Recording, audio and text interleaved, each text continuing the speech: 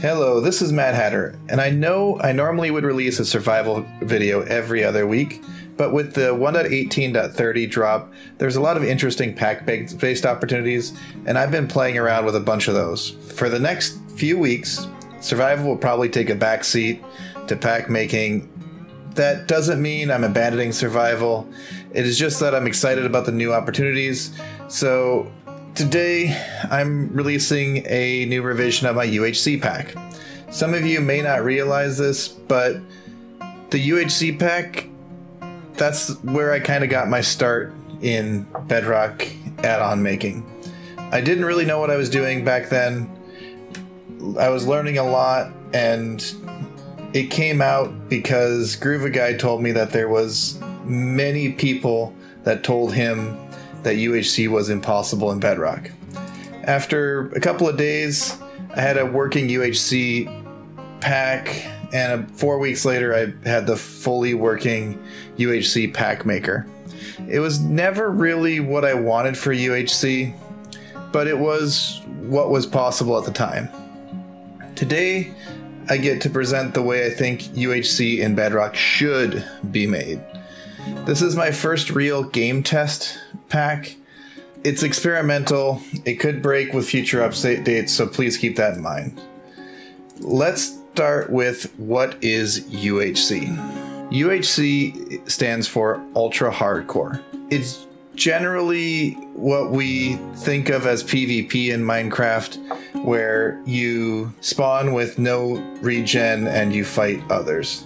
This game mode inspired games like Fortnite and PUBG. Yes, UHC came out before those two games, and yes, random teleport, shrinking borders, all of that was in UHC first.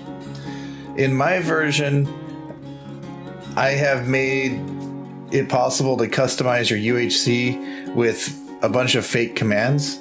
These are due to the use of game test. To set up your world, you create a new world, enable cheats, set your sim distance, enable game test framework, and then attach my pack. So when you start, you'll need to run a command to give yourself permissions to control the UHC game. This can be done using cheats and running the function modme. That command's on the screen. This gives you a bunch of moderator privileges. Even if you were not OP, you would be able to run some commands on the server then. If you want to run this on a server where nobody is operator, you can use /execute player name ~~~ function modme, and that will give only the one person the mod privileges they need without giving them /kill or /give. If you want to take away permissions, they're all tags. You can use that through the tag inspector with /tag. You can make pick and choose, but I added a bunch of other things that I've been working on just for fun. The UHC tag is technically all you need to control the game. Now, after a player has that permissions, that player can run !help. !help will give the player a list of commands that they can access using the exclamation point rather than the / command. There are several moderation tools I put in here for fun, but really the UHC commands at the bottom are what we care about the most. First, we have !setup length. This command takes the game length in seconds and sets up the game to your specifications. The default is 1 hour or 3600 seconds. !setup length. This gives you the amount of time that the players will have to gather supplies before PvP is turned on or before the world border starts shrinking. Note that the world border is still deadly at this stage. The default is 5 minutes to set up, so that means your default game has 5 minutes to set up and 55 minutes of combat time. Next, we have start size. Start size is the maximum dimension in X or Z that you can go from spawn. In my previous UHC pack, this was a sphere. I found that to be confusing, so I made it a cube now.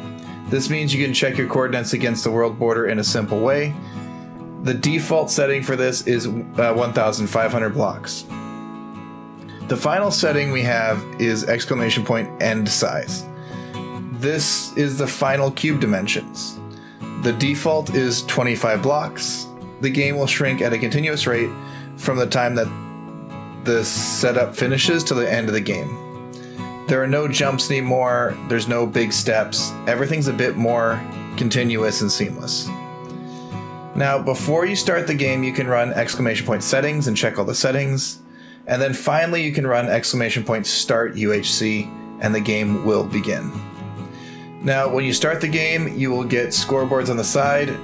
2 of these will tell you how much time is left in the game and how big the current world border is, as well as the health of each player that's in the game. I call this a status bar. The status bar is much better than it was before. Things are a lot less confusing for the player, and it's generally just a better way to play. Now, the next improvement is spectator mode. I am using the new spectator mode, aka game mode 6, that Mojang made instead of the sketchy spectator mode that we've been using in the past. This means getting out of spectator mode is a lot more consistent than in previous versions, so you don't need to delete the world just because somebody died before the game starts.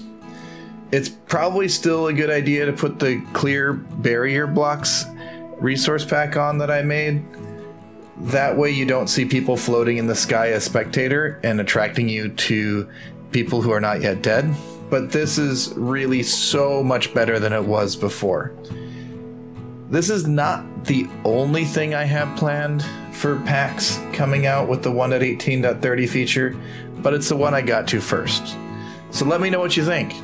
I know a lot of people really do love the UHC game type, and I look forward to see what people do with it. That is all I have for today. So if you enjoy this, if you want to see features added, or if you just like what I do, leave a like, subscribe, comment. I love to see some feedback. Thank you, everybody. This is Hatter. Goodbye.